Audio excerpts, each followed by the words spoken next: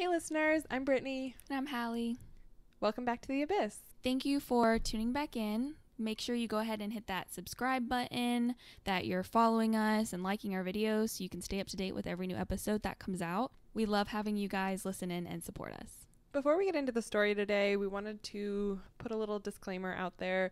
This was a particularly hard case for us to research. It deals with a lot of gruesome details about violence against children, and we know that's not something everyone wants to hear. So listener discretion is advised with this one.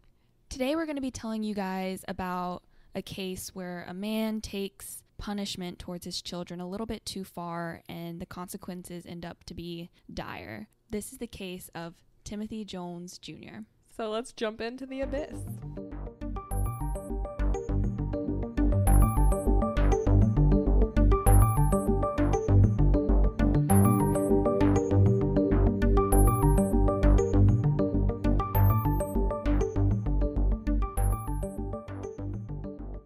So in 2004, Timothy Jones Jr. met Amber in Chicago. He was 22 at the time and she was 18, and she was still in high school, but they hit it off the bat, and Timothy was an intelligent man. He wanted to attend medical school. He was an active member of the Pentecostal church, and this was very appealing to Amber, and they actually ended up marrying 6 weeks after they met.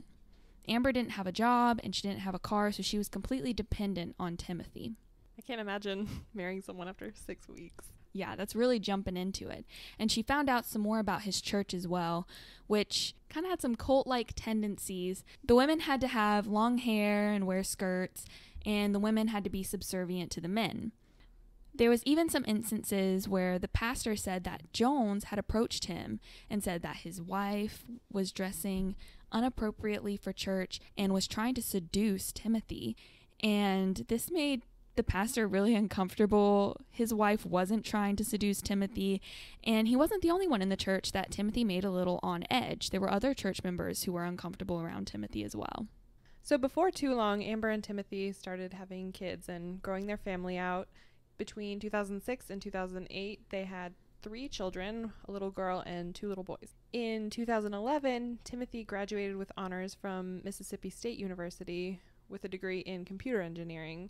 So he was a smart guy, and pretty soon he got a job with Intel in Lexington County, South Carolina.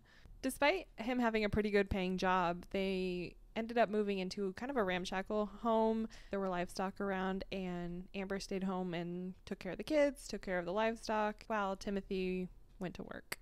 Unfortunately, there was a dark side to their marriage, and Amber later stated that Timothy was physically abusing her. There were a lot of complaints to the Department of Social Services of dirty children, messy home.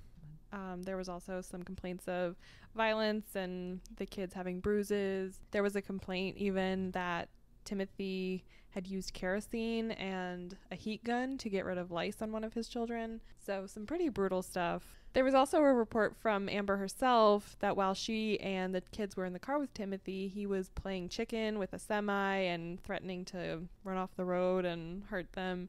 So pretty scary situations with them. Jones would also reportedly withhold food from his kids. He would make them all share one meal or not feed them sometimes. He basically thought because the kids had a meal at school, he didn't really need to feed them. The kids would beg their babysitters not to tell Timothy that they had eaten or when they had eaten, because when they did that, he wouldn't feed them because he'd be like, you already had food, you don't need more. So it really wasn't a good home life there. Unfortunately, after years of complaints, the DSS actually closed the case on these child abuse claims. And even though there was a lot of evidence, a lot of different people getting involved, they just didn't care and they closed the case. In 2012, they had another boy named Gabriel, and he was born in the midst of things kind of getting choppy with their marriage. On June 7th of that year, Tim and Amber had filed for divorce, and Amber was pregnant at the time with another baby after Gabriel. This marriage had not been equal. There had been all of those DSS complaints. Amber had talked about physically being abused, and she thought she was in an unequal marriage. She thought she was working a lot more and putting in a lot more for the kids in the home than Tim was, because he would just go to work and come home and not do anything. So Amber started having an affair with a 19-year-old neighbor. This caused a lot of problems and led to them filing for a divorce. Also in 2012, Amber gave birth to their fifth and last child, Abigail Elaine. After the divorce, Tim was granted custody of all the kids because Amber wasn't working. She didn't have a source of income, so he was given the responsibility of taking care of these kids. Amber still tried to stay in their lives as much as she could. She called them every single night. She was able to see her kids once a week, and she still was really involved in their lives. In October of 2013, the divorce was finally finalized. At this point, Amber's 27 and Tim is 31. After this, Amber started getting her life together. She started getting back on her feet. She got a job, she got her driver's license. She was really becoming more independent and more able to take care of herself and her kids, and that's what she was working toward. Since Timothy had the responsibility of taking care of these 5 kids, he got babysitters pretty often. Some stories came out from the babysitters that were shocking to the court to hear. Some of them stated that Jones was distraught over the divorce and that he was dedicated to his children and he loved them so much, and that the children loved him just as much as he loved them. Another babysitter, Crystal Ballantyne, babysat for his kids and began having a sexual relationship with Timothy. She had mentioned, though, that he was becoming a lot more physical with the children. He was spanking them and he was making them stand in the corners on their toes, and he would whip them with belts, and it was so hard that you could hear it through the walls. So it was a little extra than the normal just punishing your kids. They eventually got another babysitter named Joy Lorick, and she was witnessing Timothy whipping the kids with the belt on their bare bottoms, as well as threatening the kids with exercise if they didn't calm down. And this really concerned her, and she ended up filing a complaint to DSS, but nothing came from the complaint. I don't know if this is because the case was already closed at this point, or if they didn't take it seriously because of all the times they had gone back and forth to their house. Yeah, it's really hard to say. I know DSS can kind of have a bad rap sometimes for how they handle things. And with this case, it got shuffled around a lot to a lot of caseworkers. So it wasn't with someone for an extended period of time. It's really just unfortunate that a lot of people dropped the ball on that one. And DSS was going to regret it because Amber filed a lawsuit against them for not taking action in this situation later on after the events of this case. Despite all the turmoil going on at home, these kids were still really sweet and friendly. Mira was a really sweet, friendly little girl. In first grade, she was behind academically a little bit, which can be kind of standard with a rough home life like that. But in her second grade year, she made a lot of progress, and she actually had the highest academic progress of math in her grade. She really wanted to be a ballerina. She was a helpful sister. She helped take care of her siblings. She was described as a really good daughter, a really good student, and she wanted to be a nurse.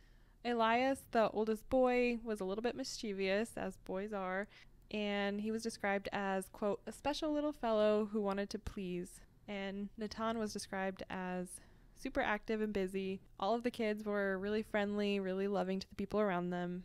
They were just great kids. On August 28th, 2014, Amber was making her usual call at 7 p.m. to speak to the kids, and Natan, their 6-year-old son, answered the phone, and he was crying and saying he didn't mean to, and he sounded like he was short of breath and sobbing. She could hear Timothy in the background yelling at Natan. Timothy was mad because Natan had blown 4 electrical outlets. Tim ended up taking the phone from Natan and hung up on Amber, and she had tried to call back multiple times and there was no answer. After that phone call, things in the Jones household took a turn for the worst. And we're going to have a little audio clip of a confession recorded by Timothy Jones Jr. of what had occurred. And then we're going to talk about what he said a little bit in case you miss anything or something is unclear. All right, can you walk us through what happened? I questioned Natan about 4 outlets that he blew. After a series of not getting any favorable responses out of him, I tried to use more harsh measures to just try to get out of him what was going on because I didn't know what he was doing. I seen 4 destroyed outlets. Is it for me, him? Was he curious? I just didn't know what was going on, and I was trying to make sense of it. I worked him too hard, or maybe it was a combination of the electricity. I know electricity takes electrolytes out of your body. Something happened. It was out of the ordinary, and he wouldn't tell me. If I would have known it, I mean, I would have gotten medical help and whatnot, but I don't know what he did, and he didn't tell me. I didn't see any burn marks on his body, so that's why I didn't rush him to the hospital. So after the fact, he was deceased. And then what happened to him? How did he get deceased? What did you do? I sent him to bed after I worked him real hard because he wouldn't answer me. And what do you mean by working him too I hard? just PT'd his ass till he couldn't handle it. Tried cracking him on the butt a couple times to get something out of him to tell me what was he doing. Right. What's his motive? And when you're saying PT, and what are we talking about? Squats and push-ups. Squats, push-ups. And how long were you having him PT? I'm PT like an hour. Like I said, there's nothing out of the ordinary. Those kids would do insanity with me. We had fun doing it. And where did he go from? You're doing this where in the house? Where you PTing? This was in the living room, and then I finally got tired of it and sent him to bed. Okay. Your ass to bed. You're not telling me the truth. I can't help you. Go to bed, man. You're wasting everybody's time. And then you find out what? I come back and find out that he's deceased. So that's pretty awful to hear. Things obviously got pretty bad there. Just to reiterate, in case you couldn't hear what he said, Natan had damaged 4 electrical outlets, and Timothy didn't know what had happened. He didn't know if Natan was hurt or how he had done this. First, he struck him a few times, tried to get him to tell him what happened, and when Natan wouldn't tell him, he made him do push-ups and what he described as PT for about an hour. And after that, he still wouldn't tell him, and he just sent him to bed. The order of events is a little bit hazy here, but at some point, Timothy left for the store. He went to get cigarettes and to calm down a little bit, and the next time he saw Natan was dead in his bed. At this point, Timothy panicked, and for whatever reason, he thought that his only option was to kill the other 4 children as well.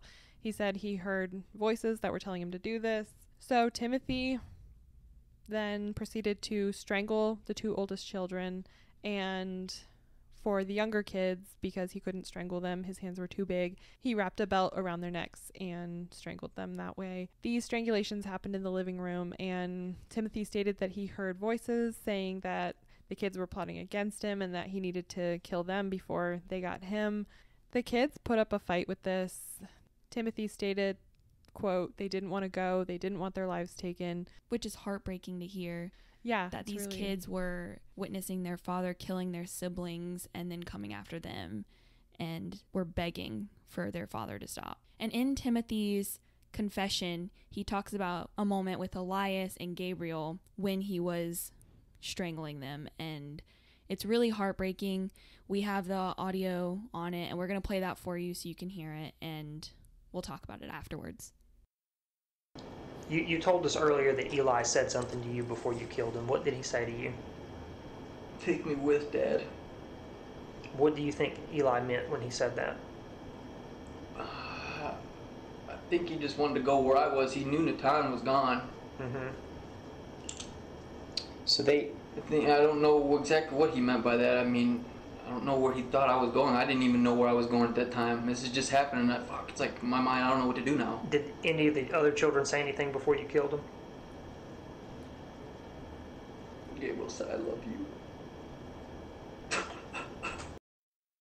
So if you couldn't hear that last part, Gabriel had said, I love you to his dad while he was being strangled, which is an awful, awful thing. Just horrific. After Timothy had murdered all of his children, Timothy started plotting on how to get rid of the bodies and the evidence.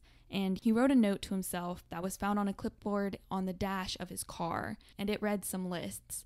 We have a picture on our website of some of the list, but not the whole thing, and we're gonna let you know what it says. So the picture that we have on our website of the note says, head to campground, melt bodies, sand bones to dust or small pieces, discard by sanitation plant. At the bottom of the note, you can see where it says loose ends. We don't have a picture of the rest of the note, but we read online what the note had said, and it said a list of names underneath the loose ends, and then it said day 1, burn up bodies, day 2, sand down bones, day 3, MB smiley face. This was really weird. We listened to the confession, and they talked about this note, and they addressed this part, but they didn't ask him what MB meant. So we aren't sure what MB stands for, and we don't know why there's a smiley face there. It's really eerie. I think that smiley face is the creepiest part to me. And he also had another list that said how to improve, get to 15% in Roth 401k, pay off cell phone remainder, pay off Cadillac. And then he had a list of bills and budgets as if he was trying to get his finances in order. Right. So it seemed like he was planning how to continue his life after this. We'll play another little clip here of his thought process and what plans he was making at this point. Tim, tell us, what was your original plan to do with the bodies, now that we've had a chance to talk about it? I don't know what my original plan was. I had so many thoughts going through my mind. What were some of them? Because you wrote some notes and you bought some I had supplies. 100 different thoughts about what I could do. Okay. I don't want to sit and incriminate myself, but No, I you're fine. had a bunch of different things. We went over this, but part of your plan was to do what? The bodies. I think originally I intended to go do all that stuff that I wrote down on the paper, but Which then I was couldn't what? bring myself to it. I was Right? gonna just try What was it? to do stuff to just get rid of the corpses. Do you remember what step one I was was? gonna like dissolve them or something like that. I was gonna cut them up and I was gonna do all kinds of stuff. Did you write down that you were going to burn the bodies? I think I was gonna burn them, yeah.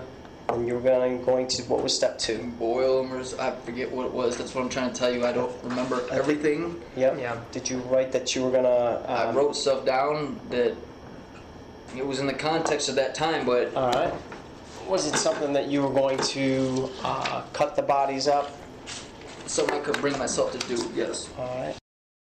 I think it's really interesting in that audio we just listened to about how he seems to just forgot what his plans were and what was going on. He keeps saying, like, I just don't know. I can't remember. I just don't know. There was a lot going on.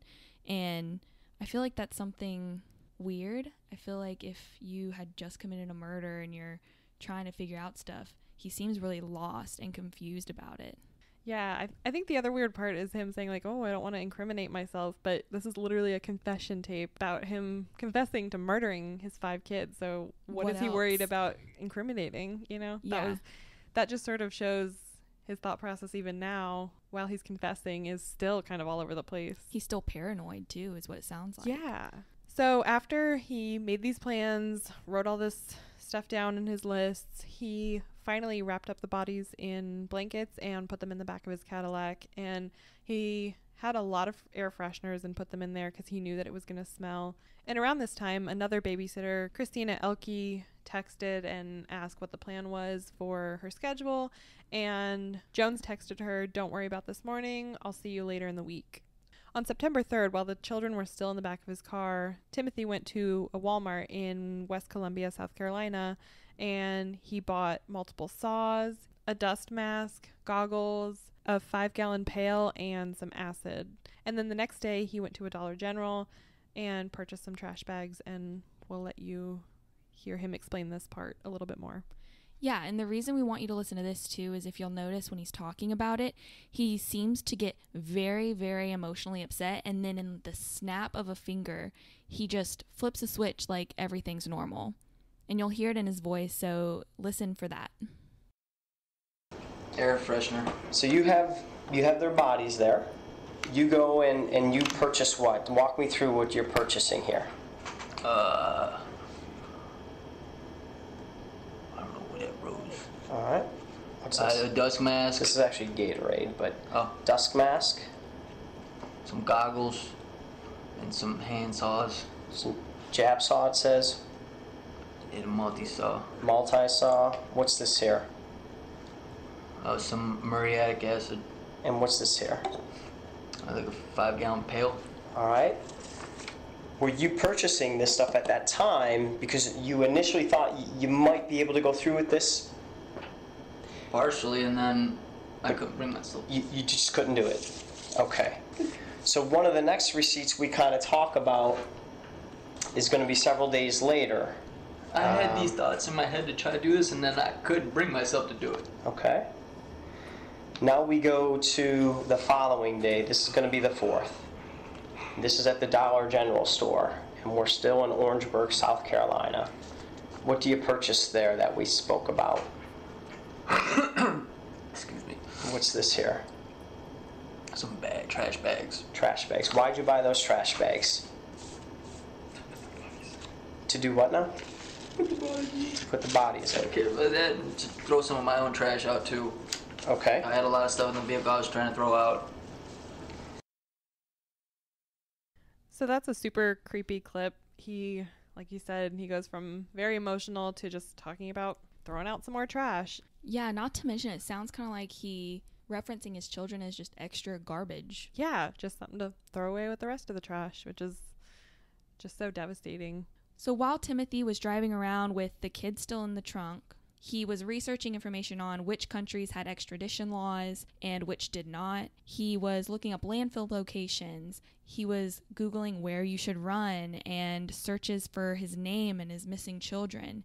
He was looking up songs as well that included Butterfly Kisses by Bob Carlyle, which is a Christian song about how a father loves his little girl. He also was listening to Styx Renegade, and he was looking up the lyrics to Comfortably Numb by Pink Floyd.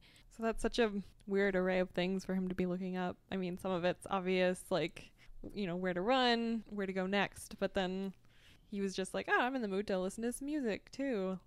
Yeah, like he was jamming out in the car, very nonchalant. His kids are in the back.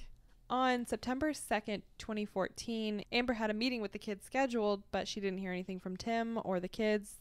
The next day, she ended up filing a missing persons report. On September 5th, while Tim was driving around, he pulled into someone's yard to take a break for a while, and when he tried to get back on the road, he actually got stuck in a ditch. A passing police officer stopped to help him, and Tim later said that during this whole encounter, his kids were still in the back of the car. That's just so eerie for me to think about, how close you come to these just evil people and don't even know it. But this officer didn't notice anything. He didn't run the plates, nothing like that. So a tow truck helped him out, and Timothy was on his way.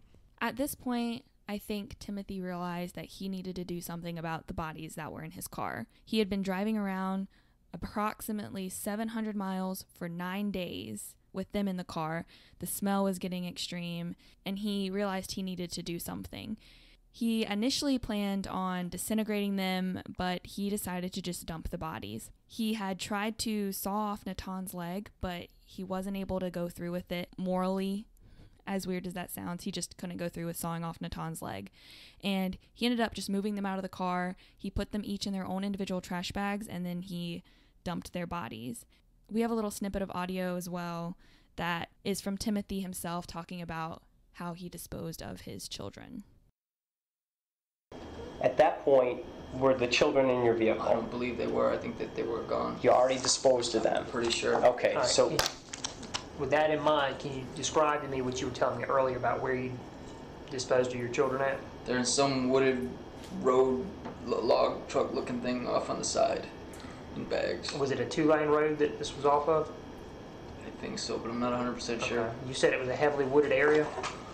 It was heavily wooded. It looked like if you went up in the area where I did, it was either like some of the trees got knocked out of the way, like people potentially either starting to clear it, or maybe somebody came through there and was bulldozing up ATV path or something. I don't know. It wasn't something that was incorporated. That's kind of what I was saying. It was unincorporated. Unincorporated. your children, you do what once you get to this location? Put them in bags and put them off to the side. Okay. Tell us about Natan. Does this happen there? Or did this happen in a separate place where you? Well, you said you started to cut them. You started. This happened there. Where did it happen? In the vehicle? Outside of the vehicle? Outside the vehicle. And what do you do? I began to try to saw a leg and I couldn't bring myself to finish it.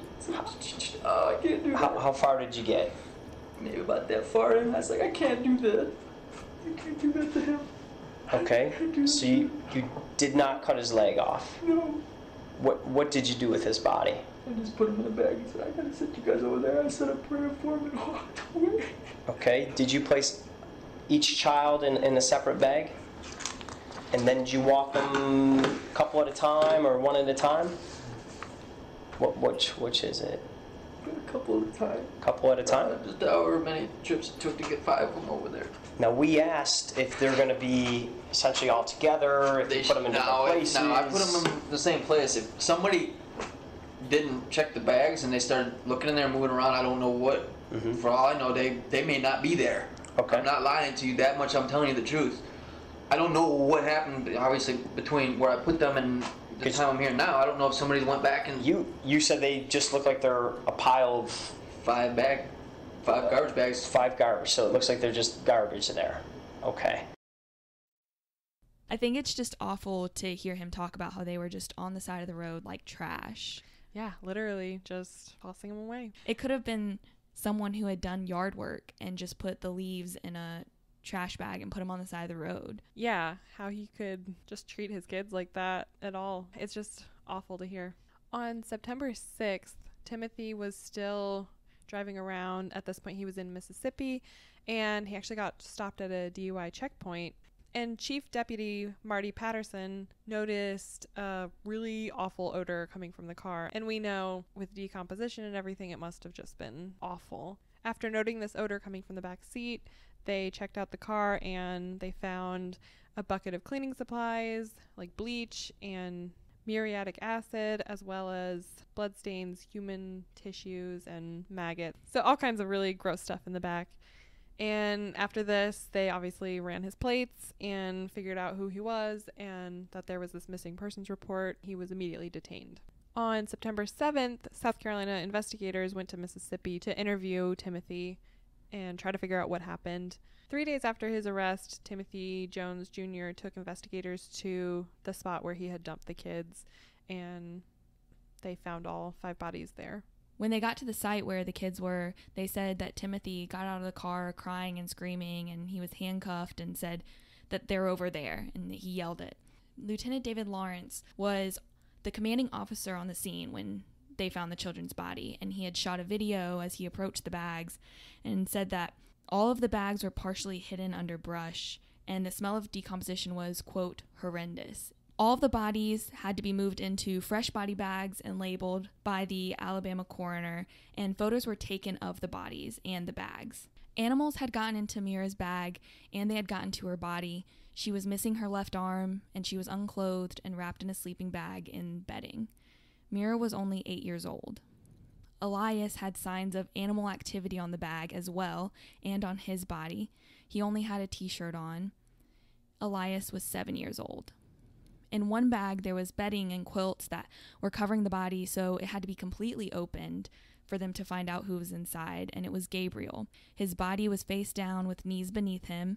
His foot was facing the wrong way, showing that he was shoved into the bag, and the boy was dressed in a large adult t-shirt. In the bag, there was also a girl's slipper, a Hello Kitty journal, a used diaper, and there were ligature marks evident on the boy's neck. Gabriel was only 2 years old. Natan was in a bag with more bedding, and it also had to be open like Gabriel's. The body was wrapped in a Ninja Turtle comforter and was unclothed. The boy's elbows showed signs of injury, and there was exposed bone on his knee that showed a sign of sawing. Natan was only 6 years old. Abigail Elaine was wrapped in sheets, and she was wearing a portion of a diaper in her bag, and she was only 1 year old. On June 1st, 2019, Timothy Jones Jr. was found guilty and charged with 5 counts of murder. Jones said that he had sent them all to heaven together, and that was part of the reason he decided to kill them all. After all this information came to light and everyone figured out what had happened, Principal Ricard at the kids' school really pulled everyone together, and in September of 2014, Mira, Natan, and Elias had their photos included with that year's yearbook. One of Elias' kindergarten teachers painted a mural of a beach theme and in the learning commons of the school, and she called this piece Jones Beach. In it, there were 5 sets of footprints and 5 little turtles, which were Elias's favorite animals. And by this mural, they put a little reading area with chairs for the kids to sit in. So this was a really special little memorial to these kids. All of this information seems very crazy and horrific, and it is. And we figured it was important to kind of go into the history of who Timothy Jones was. How we got to this place. Exactly. A few days after the murder, they realized that on Timothy's phone records, he was Googling information about schizophrenia. His mother had schizophrenia, and Timothy thought maybe it had been passed down to him. His grandmother, Roberta Thornsberry, had mentioned times where Timothy's mother would make him bathe in cold water and she wouldn't feed him so he wouldn't become a fat baby. Or she would cut up all of their clothes or feed him laxatives just to help clean him out. She ended up being institutionalized for schizophrenia and was still institutionalized at the time of the murders. Also, Timothy's father had problems with drugs and alcohol, and his father and him actually moved back in with his grandmother after his mother was institutionalized. Timothy also started becoming very jealous of anyone who would spend time with his dad. He had to deal with the fact that his father ended up remarrying also, so this was probably very hard on Timothy. At age 10, Timothy says he started hearing voices, and at age 12, he started self-medicating with marijuana. And at age 15, Timothy actually sustained a traumatic brain injury from a car accident. In high school, Timothy stated he was nicknamed the crazy white guy, but he was never officially diagnosed with any mental illness before the crimes occurred, so we don't really have any kind of official record of what was going on in his head at that point. After high school, Timothy tried to join the Navy. Not too long, he was discharged from the Navy for substance abuse and his mental state not being the best. And once he returned home, he got into more trouble. He was arrested for cocaine possession, burglary, car theft, forging his father's checks. And after this, he was sent to boot camp in Illinois for a year, and he said he returned a completely changed man. He became extremely religious, and he would quote the Bible all the time. That kind of rubbed some people the wrong way, but he became really, really religious during this time. So all of the things in his past probably had an influence on the way he behaved in the situation with the children, and the copies of the children's official death certificates were entered into evidence for the court. The cause of death for Elias was strangulation. For Mira, it was homicidal evidence. Gabriel, homicidal evidence and probable strangulation. And the cause of death for Abigail Elaine and Natan were both homicidal violence. Lawyers had Timothy plead not guilty by reason of insanity. They planned to argue that his mental disability had just been worsened by the infidelity of Amber and drug usage. They also thought that the brain injury could have had an influence on his behaviors because it had left an indentation in his head that they saw on an MRI.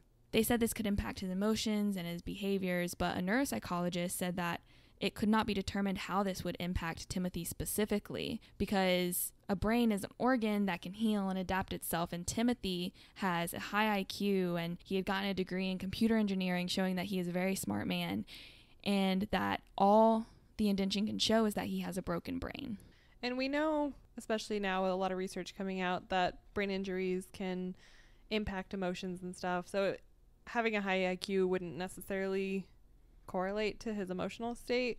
Because if you think about like Phineas Gage, who got his whole frontal lobe shot out. Yeah, exactly. And he was still alive and walking. He just was very aggressive and angry and didn't think of his consequences. Yeah, he could still function. He was just a different person emotionally. And we know with things like football players later having emotional issues and things like that, depression, stuff like that from brain injuries, that it can definitely impact it. But it's just hard to say because it impacts everybody differently. So you can't say definitively, like, this is how it's going to affect him because everyone's different. Like we talked about before, Timothy was kind of all over the place. And during his confession, he said he did feel guilty. He was trying to protect himself. He also stated he was listening to voices that were convincing him to do this. At one point, he stated that he thought his children might inherit his schizophrenia, and that's why he did it. He also stated that he believed his children had inherited his schizophrenia and they were conspiring against him. He said he wasn't thinking about the law, it was all self-preservation, and he even stated that he was pretty sure he was going to get caught because he just wasn't a good criminal. He even confessed that he had these thoughts that his kids were against him and conspiring previous to the crime, but that he had no reason to act on them at that point, so he never did anything about it. And he said he would have done this even if an officer was right next to him because it was as if the kids had a gun and were directly threatening him. Another really eerie part of the confession tapes to me was Timothy said he wasn't suicidal and that he wouldn't kill himself because he didn't want to go to hell. After confessing to killing his 5 kids, for that to be a worry, like, oh, well, I don't want to go too far and kill myself and end up in hell, like, In a way, it sounds kind of more self-centered, like you're more worried about yourself than you were about your kids' lives. Yeah, and how could you kill your 5 kids and not think that you were going to receive consequences from that on some cosmic scale, if that's what you believe? It just showed sort of what we were talking about, where he'd go from being very emotional and then being really detached from the crime and what he had done and sort of acting like it was just, another day. Timothy said he believes he has multiple mental illnesses and that influenced the course of this crime. The deputy solicitor, Suzanne Mays, said, quote, Natan was named after a warrior and he was one until the end, but he never stood a chance in that man's world. Throughout the night, he made choice after choice after choice after choice to kill those 4 children. He wasn't going to leave any witnesses alive, end quote. And it's horrifying to think of what Natan had to go through, but it's also horrible to think about what all the other kids had to go through, seeing that Natan was dead, seeing their father freaking out. You can't imagine being the last child killed and seeing all of your siblings gone. Yeah, I can't think of anything worse than he was their whole world. He was everything to them, and to be the one that ended their lives like that in such a violent, horrible manner, to have to watch their siblings like that, there's just nothing worse. The court did promise a good burial for his children for his cooperation, but Timothy Jones Jr. meets the requirements for the death penalty in 2 different categories, and those are murdering children under the age of 11 and murdering 2 or more people in an ongoing course. So at this point, Timothy Jones Jr. was sentenced to the death penalty over life imprisonment, and this was decided only within an hour and 45 minutes of deliberation. The family of Timothy and Amber did not want him to get the death penalty, and Amber said, quote, he did not show my children mercy by any means, but my kids loved him, and if I'm speaking on behalf of my kids and not myself, that's what I have to say, end quote.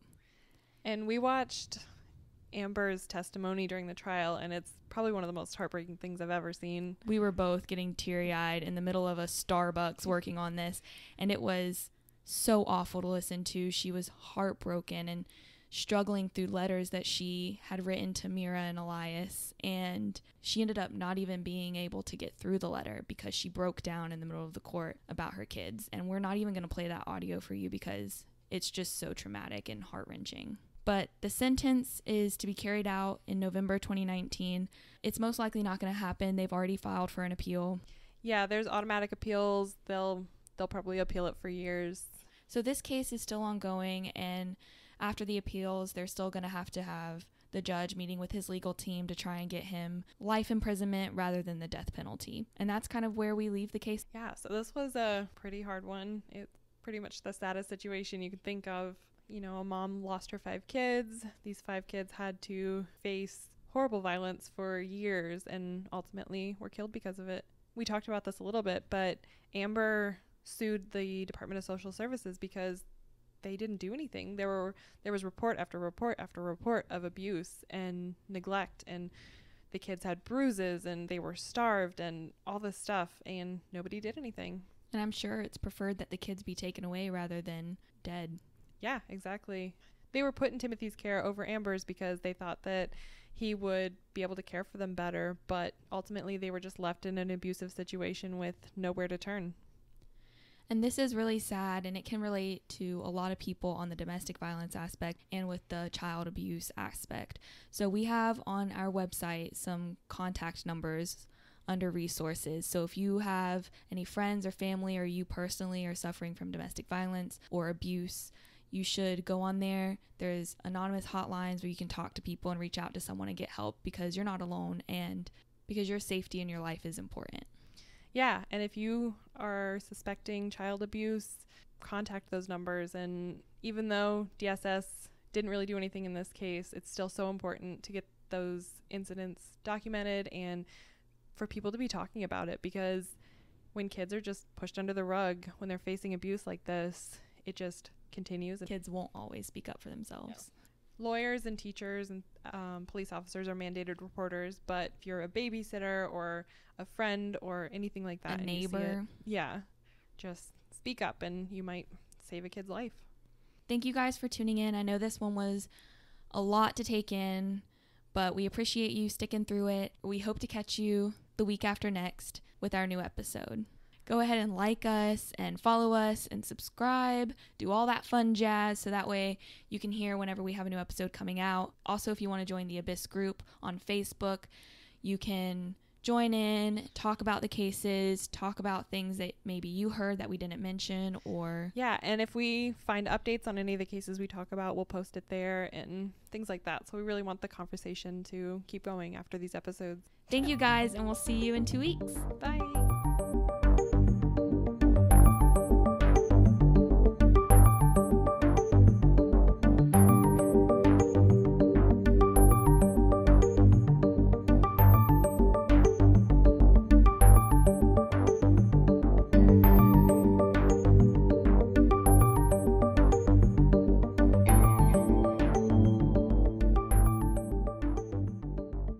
Let's jump into it. 8 episodes in, and we're like, the Abyss. We both were like... Cult-like. I'm already saying... really long skirt. Don't you agree? Say that again. You were like...